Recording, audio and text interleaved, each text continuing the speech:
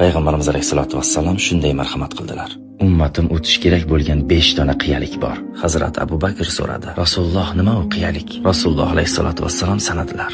Birinchi qiyalik o'lim va uning qiyinligi. Ikkinchi qiyalik qabrda yolg'iz qolishi. Uchinchi qiyalik Munkar Nakir, so'roq qiladigan farishtalar, ularning savollari va haybatlari. To'rtinchi qiyalik amallarni o'lchaydigan tarozi va qulning xayrli amallari yengilligi. Beshinchi qiyalik Sirot ko'prigi va uning ingichkaligi. Hazrat Abu Bakr radhiyallohu anhu buni eshitgach, shunaqangi yig'ladiki, 7 osmon va yer o'rtasidagi barcha farishtalar samo ahli yig'ladi. Shunda Jabroil alayhisalom tushdi va dedi: Rasululloh Hazrat Abu Bakrga ayting yig'lamasin. Shu so'zni eshitmadimi?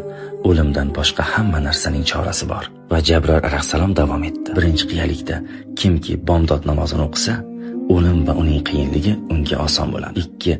Kim peshin namozini o'qisa, qabr va uning torligi u uchun oson va keng bo'ladi. 3.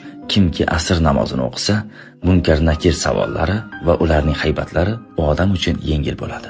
4. Kimki shom namozini o'qisa, u odam uchun tarozidagi amallari yetarli bo'ladi. 5. Kimki xufton namozini o'qisa, u uchun Sirot ko'prigi oson bo'ladi. Aytishadi, kimki namozlarini bo'shashmasdan qilsa, o'lim vaqtida la ilaha illalloh Muhammad rasululloh u uchun osonlashtiriladi. Bu ma'lumotlarni istagan barcha insoningizga yuboring.